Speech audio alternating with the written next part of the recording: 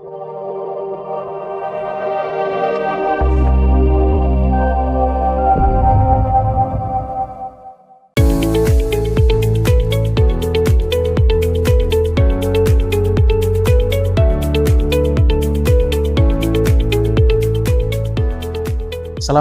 warahmatullahi wabarakatuh. Perkenalkan, saya Yogo Turnandes Eskom Mkom, dosen Homebase, Prodi Bisnis Digital, Fakultas Ilmu Komputer, Universitas Lancang Kuning.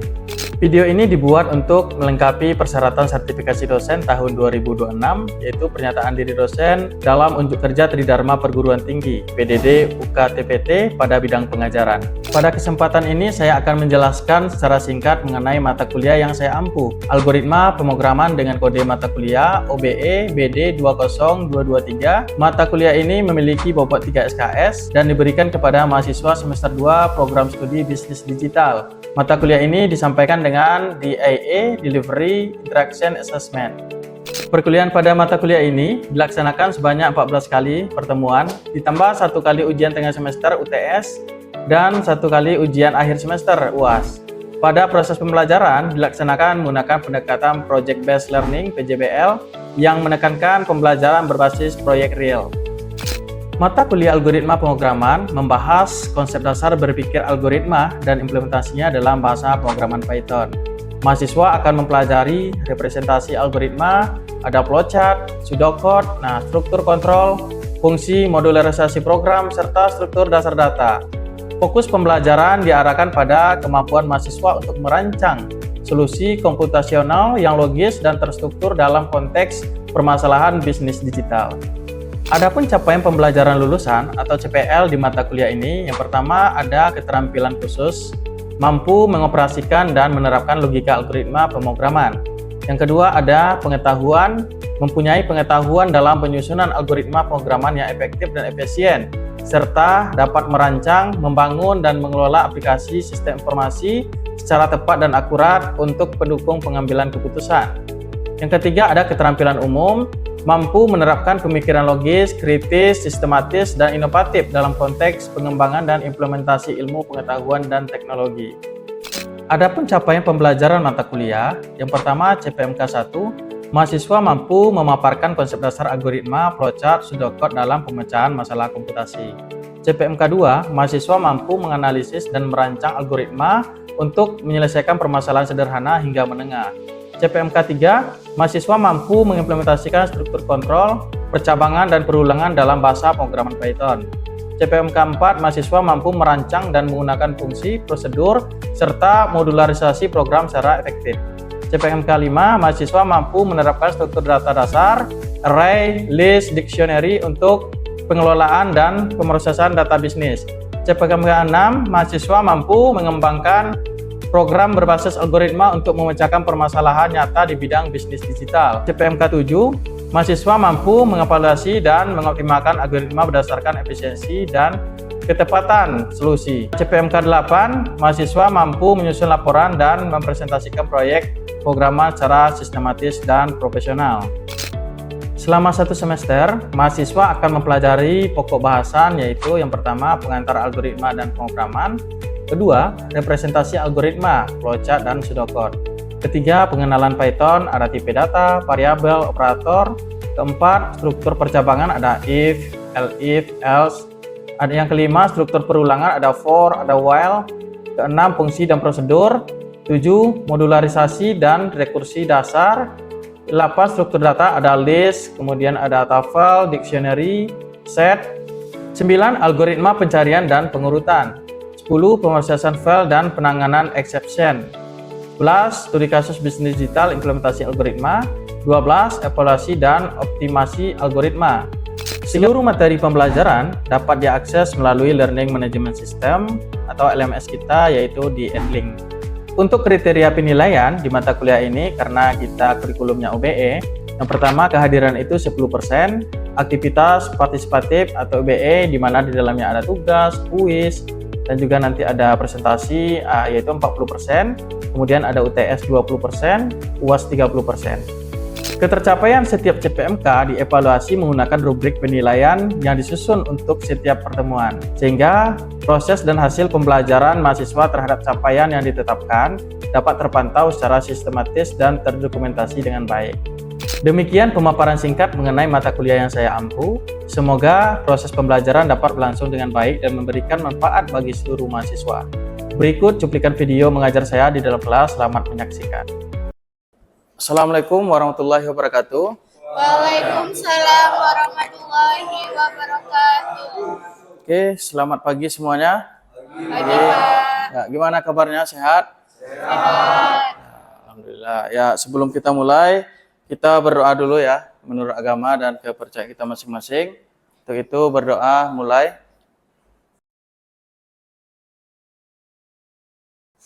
Oke, berdoa selesai. Untuk hari ini ada yang tidak hadir? Pertemuan sebelumnya, karena hari ini adalah pertemuan kedua di mata kuliah algoritma pemrograman. Nah, yang mau saya tanyakan pada kawan-kawan semua, kenapa kita penting belajar algoritma pemrograman ini? Ya, silakan. Yang mau menjawab? Karena algoritma mengajarkan kita cara berpikir secara logis, sistematis, dan terstruktur. Oke, bagus ya. Beri aplaus ya untuk Joshua. Ya. Nah, jadi kita mengingat kembali materi yang lalu, mengapa kita penting belajar ini? Ya tentu, ya karena ini fondasi awal untuk mengembangkan, apalagi sekarang di zaman AI kan, ya mengembangkan terkait artificial intelligence dan data science. Ya tentu banyak sekali masalah-masalah yang kompleks bisa kita selesaikan dengan algoritma ini, sehingga nanti selesaikan secara efektif dan efisien ya. Nah, jadi pada pertemuan kali ini CPMK yang akan kita bahas ya. Yang pertama CPMK 1, mahasiswa mampu memaparkan konsep dasar algoritma, flowchart, pseudocode dalam pemecahan masalah komputasi. Kita dinamakan dengan problem solving ya. Kemudian mahasiswa mampu menganalisis dan merancang algoritma untuk menyelesaikan permasalahan sederhana hingga menengah. Nah, jadi di sini nanti mahasiswa mampu merancang flowchart dan masalah sederhana dan menulis pseudocode yang benar. Nah, di sini ada yang namanya program, ada yang namanya bahasa pemrograman, ada yang namanya pemrograman ya. Nah, program itu apa? Jadi program itu adalah kata, ekspresi, pernyataan yang disusun dan dirangkai menjadi satu kesatuan prosedur yang berupa urutan langkah untuk menyelesaikan masalah yang diimplementasikan dengan menggunakan bahasa pemrograman ya, sehingga dapat dieksekusi oleh komputer. Nah, kemudian selanjutnya ini ada yang namanya bahasa pemrograman. Nah, bahasa pemrograman itu adalah prosedur atau tata cara penulisan program. Nah, di sini yang tahu apa aja bahasa pemrograman yang ada sekarang? Python. Ya, Python ya. Apa lagi? Java. C++ ya. Yang lain? Nah, PHP ya, bagus ya. Nah, itu jenis bahasa pemrograman yang ada sekarang. Apalagi sekarang sudah dikembangkan juga ya, ada framework seperti CI ya, CodeIgniter, ada Laravel. Nah, mungkin banyak lagi yang bisa dikembangkan. Nah, kemudian ini ada yang namanya pemrograman. Nah, pemrograman ini apa? Ada yang tahu? Pemrograman itu adalah proses pengimplementasian urutan langkah untuk menyelesaikan suatu masalah dengan menggunakan suatu bahasa pemrograman tadi. Nah, tadi ada bahasa pemrograman, kemudian ada pemrograman. Nah, pemrograman ini adalah proses mengimplementasikan. Nah, tentunya kita dengan mengaitkan dengan yang kita pelajari hari ini, yaitu algoritma pemrograman. Nah, jadi algoritma itu adalah urutan langkah-langkah yang logis untuk menyelesaikan sebuah masalah yang disusun dengan sistematis, terstruktur ya, atau berurutan. Kemudian program yaitu adalah kumpulan instruksi atau perintah komputer dengan bahasa tertentu yang berfungsi menghubungkan user dengan komputer, atau bisa juga disebut implementasi dari bahasa pemrograman. Nah, ini adalah flowchart. Sebelumnya kita juga sudah mempelajari flowchart ini. Di sini ada notasinya. Nah, ini penting ya dalam kita merancang sebuah SOP atau nanti dalam skripsi kita ada yang dinamakan dengan UML ya. Nah, ini dinamakan dengan apa? Star. Ya, star ya. Tahu? Ya. Apa artinya? Mulai dan ya, mulai dan selesai atau akhir dari sebuah proses ya. Kemudian ada jejar genjang. Ini dinamakan dengan input atau output ya. Kemudian ada persegi panjang. Nah, ini dinamakan dengan proses. Nah, kemudian ada garis. Nah, ini sebagai apa? Ya, penghubung ya. Penghubung dari notasi-notasi yang tadi ya. Ada star, kemudian nanti dihubungkan. Nah, jadi seperti itu ya. Nah, jadi yang ini yang kita rancang di dalam flowchart ini, itu nanti akan kita implementasikan menggunakan Google Colab ya. Nah, ini dinamakan dengan pseudocode. Jadi ada nanti kita menerjemahkan ke dalam bahasa komputer sehingga aplikasi itu berjalan sesuai dengan solusi yang kita inginkan. Ini kita harus paham nih, sehingga nanti yang kita rancang itu tidak salah ya. Nah, ini adalah langkah-langkah dalam membuat program. Yang pertama, kita mendefinisikan masalah. Kemudian kita menentukan solusi, kemudian kita memilih algoritma, menulis program, ada pengujian atau implementasi, kemudian menulis dokumentasi, kemudian merawat program ya, atau dinamakan dengan maintenance program atau pemeliharaan program. Nah, sampai di sini ada yang mau bertanya, silakan. Saya Pak. Ya, silakan Tiara. Sekarang kan sudah serba digital, Pak. Ya. Jadi apa sih, Pak, perbedaan antara aplikasi mobile dengan aplikasi berbasis web? Nah, jadi bagus ya pertanyaan dari Tiara tadi. Nah, jadi aplikasi berbasis web itu dia tidak perlu kita download terlebih dahulu ya. Nah, tidak perlu kita install di handphone kita. Nah, itu kan mengurangi memori atau storage dari perangkat kita. Ya, itu salah satu kelebihan dari yang berbasis web. Cuman jika tidak ada jaringan, dia tidak bisa kita akses. Nah, kalau yang berbasis mobile tadi, walaupun tidak ada jaringan, tetap bisa kita gunakan, tapi tentu dia memakan atau memakai storage dari perangkat kita. Ya, penyimpanannya. Nah, semakin banyak aplikasi yang kita download, maka akan semakin penuh ya berat perangkat kita. Ya, gimana Tiara? Ya, yang lain ada yang mau ditambahkan? Nah, kalau tidak ada, saya mau bertanya lagi nih. Nah, sebelumnya teman-teman pernah belanja di swalayan atau supermarket? Pernah lah ya? Ya, mungkin tiap hari lah ya, belanja di sana. Ya, itu kalau belanja gimana prosesnya? Apakah kita ambil barang terus kita pulang? Enggak ya?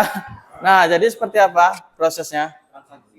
Ya, silakan dijelaskan. Ada yang bisa angkat tangan? Oke, izin Pak. Yang pertama itu kita datang ke tokonya. Yang kedua kita membeli barang yang mau kita beli. Ya. Yang ketiga itu membayar ke kasir. Yang terakhir gitu kita kembali ke tempat kita. Oke, gitu, kembali Pak. ke tempat ya. Ya, Oke, Pak. yang lain ada lagi? Bagus ya, XL beri tepuk tangan dulu. XL. Ya, yang lain silakan. Ya, Fauzan. Oke, izin menjawab Pak. Ya, silakan Fauzan. Menurut saya sih itu Pak hampir sama juga kayak Bang Iksal tadi. Yang pertama kita belanja, kita memilih produknya dulu. Setelah kita memilih produknya, kita ke kasir. Setelah di kasir, kasirnya scan barang yang kita belanja, Ya. dihitung sama orangnya. Habis itu kita membayar, kita dapat barangnya Pak. Oke, kita dapat barangnya ya. Oke, nah. Terima kasih, beri tepuk tangan untuk Fauzan ya. Bagus. Ya, jadi SOP atau prosedur kita belanja di supermarket itu ya sesuai dengan notasi algoritma yang kita gunakan flowchart ini. Ada yang namanya start tadi ya, kemudian input atau output, kemudian proses. Nah, start atau mulainya kita masuk ke swalayan tersebut. Nah, terus kita ambil barangnya apa yang mau kita beli kan. Nah, terus kita ikut antrian. Nah, setelah ikut antrian, kita taruh barang kita di kasir. Nah, nanti kasir akan nge-scan barang-barang kita. Nanti dia akan diproses. Nah, jadi yang diinputkan itu dinamakan, yang di-scan tadi itu dinamakan dengan input. Ya, input barang. Nah, kalau sudah tahu nanti berapa total dia belanja, nah nanti baru diproses ya. Dihitung, ditotalkan berapa dia belanja. Nah, bisa jadi nanti ini ada kondisi misalnya if ya. Jika dia member maka mendapatkan diskon. Jika dia tidak member maka tidak. Nah, bisa saja nanti ya ada kondisi if-nya. Nah, kemudian setelah ditentukan berapa total dia belanja, Nah, tentu dikasihnya sama kasirnya itu struk belanja. Boleh kita meninggalkan supermarket tadi ya. Nah, kita udah boleh keluar. Contoh sederhana seperti itu harus ada alurnya kan? Nah, harus sistematis. Kalau tidak ada, gimana? Pasti bingung kan? Nah, kemudian penulisan algoritma. Ada kalimat deskriptif, kemudian flowchart yang kita jelaskan tadi. Nah, kemudian ada pseudocode. Nah, kalimat deskriptif itu adalah untaian kalimat untuk menjelaskan langkah-langkah. Nah, contohnya ini ya, program ganjil genap. Nah, ini diberikan sebuah bilangan bulat positif X untuk dicek apakah termasuk ganjil atau genap. Nah, algoritma, jika X habis dibagi 2, maka tulis genap. Jika tidak, maka ditulis ya. Jadi kalimat deskriptif itu seperti itu. Kemudian ada yang dinamakan flowchart. Nah, seperti yang kita bahas sebelumnya, nah ini menggunakan simbol-simbol atau notasi untuk menggambarkan aliran atau langkah-langkah ya. Nah, contohnya di sini ada mulai, kemudian baca X, inputnya atau prosesnya, kemudian X mod 2 sama dengan 0.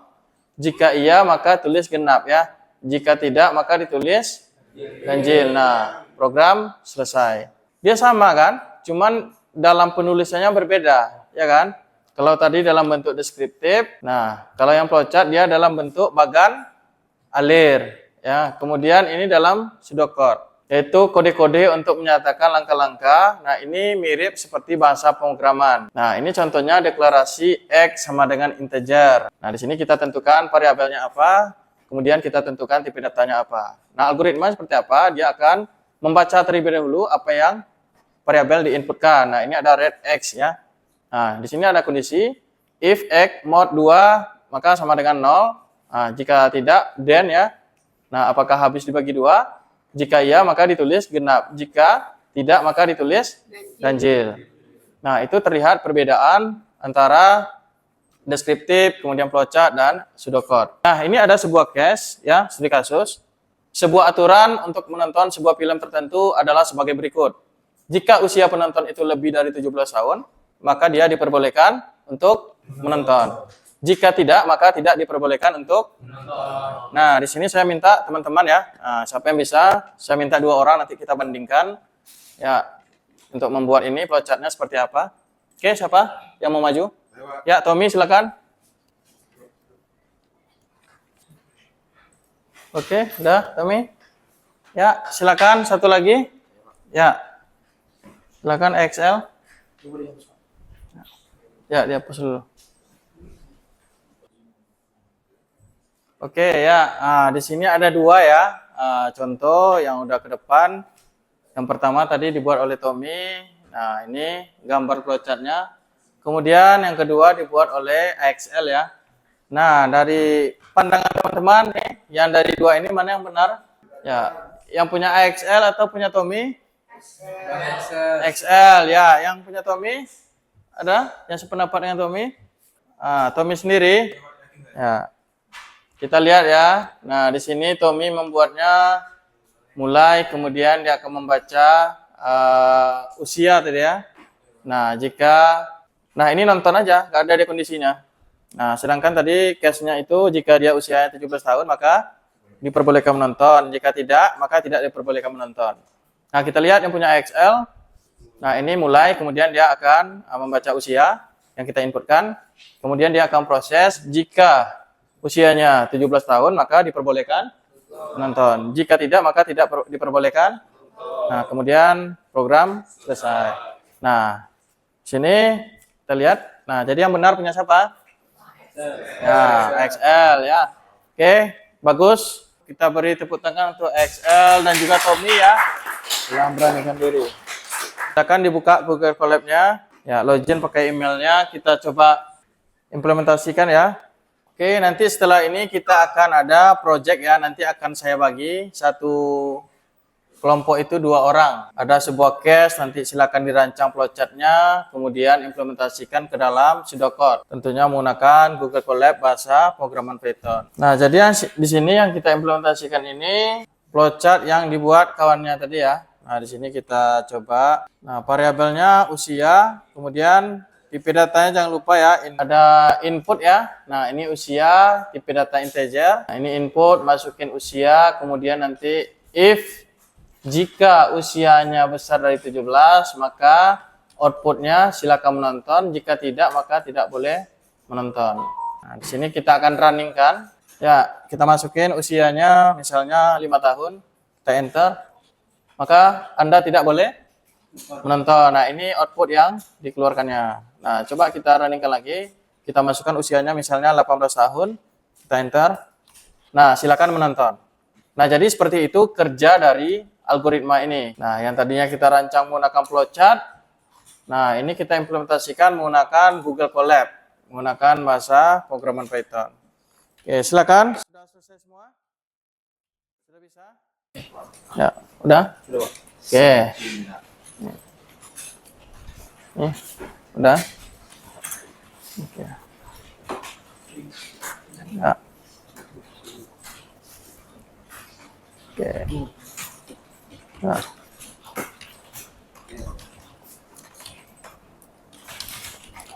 Oke, udah? Ya, nggak apa-apa. Udah? Ya. Ya, oke. Rata-rata sudah selesai semua ya. Ada pertanyaan sebelum kita lanjutkan? Ya, kita berikan satu pertanyaan lagi. Yang mau bertanya, silakan sebelum kita lanjut. Ya, silakan, Ricky. Apa beda flowchart dengan UML? Oke, bagus ya pertanyaannya. Nah, ada yang tahu perbedaan? Ini ada temannya menanyakan apa perbedaan flowchart dengan UML. Nah, jadi yang membedakan flowchart dengan UML itu, nah UML itu kan singkatan dari Unified Modeling Language ya. Nah, ini bahasa yang digunakan untuk memvisualisasikan ya sebuah program sederhana berbasis proyek. UML ini dia nanti memvisualisasikan yang berorientasikan objek. Nah, di dalamnya ada apa? Di dalam UML itu? Ya, ada use case, activity ya, sequence, nah, ya kelas diagram ya. Ya, jadi itu yang membedakan antara flowchart dengan, jadi flowchart itu dia bagan alir yang untuk menulis seperti apa bagan alir pada suatu proses bisnis ya, atau pada sebuah aturan.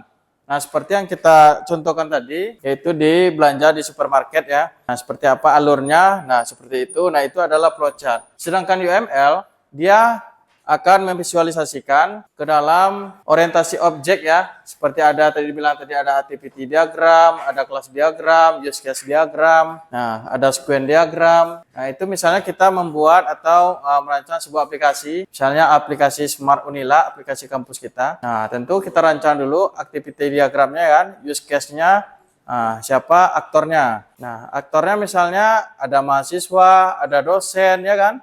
Kemudian ada pimpinan tertinggi, itu ada rektor, ada kaprodi, ada dekan. Nah, itu contoh dalam penerapan di UML. Kalau di flowchart ini kita hanya membuat bagan alir ya.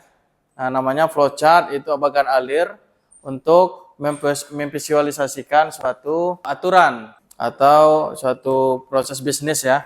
Jadi satu kelompok itu 2 orang. Nah, nanti silakan dibuat flowchart-nya, skripnya menggunakan Google Colab tadi. Nah, oke, di sini sudah saya bagi nih ya per kelompok. Jadi satu kelompok itu 2 orang. Nah, nanti sesuaikan dicari kelompoknya ya. Ya, Pak. Nah, tempat duduknya sesuai dengan kelompok. Nah, untuk kasusnya atau case-nya, aturan kelulusan siswa pada mata pelajaran programan web ya, ini ya diterapkan sebagai berikut. Di sini jika nilai ujian tengah semester atau UTS lebih besar dari 70, maka siswa dinyatakan lulus dan nilai akhir sama dengan nilai UTS. Nah, kemudian jika nilai UTS-nya kurang atau sama dengan 70, nah maka nanti siswa ini dinyatakan lulus jika nilai akhir lebih besar atau sama dengan 60. Di mana nilai akhir sama dengan UTS dikali 40% ditambah dengan nilai UAS dikali 60%. Silakan diselesaikan secara kelompok ya. Rancang menggunakan Visio. Nah, kemudian nanti implementasikan dalam Google Colab. Ya, silakan dikerjakan. Nah, nanti saya akan evaluasi ya, saya akan cek. Nah, nanti silakan ada perwakilan satu kelompok maju 1 orang. Nah, jadi nanti ada 2 kelompok ya untuk pembanding. Oke, silakan dikerjakan sesuai kelompoknya masing-masing. Temannya gimana? Rizky udah? Udah Pak, ini tinggal bikin tulis-tulisan aja Pak. Oke. Ya. Nih, udah saya. Oke, udah selesai semua ya. Ya, udah selesai semua proyeknya. Nah, yang tadinya berkelompok, ini akan diwakilkan oleh kelompok 2 ya. Dan juga tadi kelompok 4. Nah, jadi kelompok 4 1 orang, kelompok 2 1 orang. Oke, silakan Fauzan dulu dari kelompok 2. Ya, kelompok 4 siapa yang mewakili? Rizky ya. Oke. Ya. Ya. Oke. Nah, ini udah selesai ya. Dari kelompok 2 dan kelompok 4. Nah, kita minta penjelasan nih dari kelompok 2. Silakan Fauzan boleh dijelaskan terlebih dahulu. Oke. Nah, seperti apa alurnya, kemudian nanti Rizky dijelaskan juga. Ya, silakan Fauzan. Pertama tuh kita mulai dulu. Mulai dari masukkan nilai UTS-nya. Jika nilai UTS-nya melebihi 70, maka dia lulus dan nilai akhirnya ditulis nilai UTS. Jika dia kurang dari 70, maka dilanjutkan dengan memasuki nilai UAS-nya. Nah, setelah dimasukin di input nilai UAS-nya akan dihitung dengan 40% dari nilai UTS ditambah dengan 60% dari nilai UAS-nya. Jika nilai akhir dari tambah ini melebihi 60, maka hasilnya lulus. Jika nilainya di bawah 60, maka di input hasilnya tidak lulus. Selesai. Oke, ya beri tepuk tangan ya untuk kelompok 2. Ini wakil Fauzan. Ya, silakan Rizky. Kelompok 4. Nah, di sini pertamanya awalnya mulai dan itu input rate nama, name dengan nilai UTS dan nilai UAS-nya. Jika nilai UTS-nya di bawah 70, maka dia tidak lulus, maka dilanjutin dengan nilai akhirnya nilai UTS kali 0,4 dan ditambah nilai UAS-nya 0,6. Jika nilai UTS-nya melebihi nilai 70, maka hasilnya lulus. Jika melebihi nilai 60, maka hasilnya lulus. Jika nilai akhirnya di bawah 60 dan statusnya tidak lulus. Nah, dan di print akhirnya menjadi di outputnya print name, nama, dan nilai akhir statusnya dan selesai. Oke ya, beri tepuk tangan ya untuk Rizky dari kelompok 4. Oke, silakan duduk ya, bagus ya. Nah, dari kelompok 2 dan kelompok 4.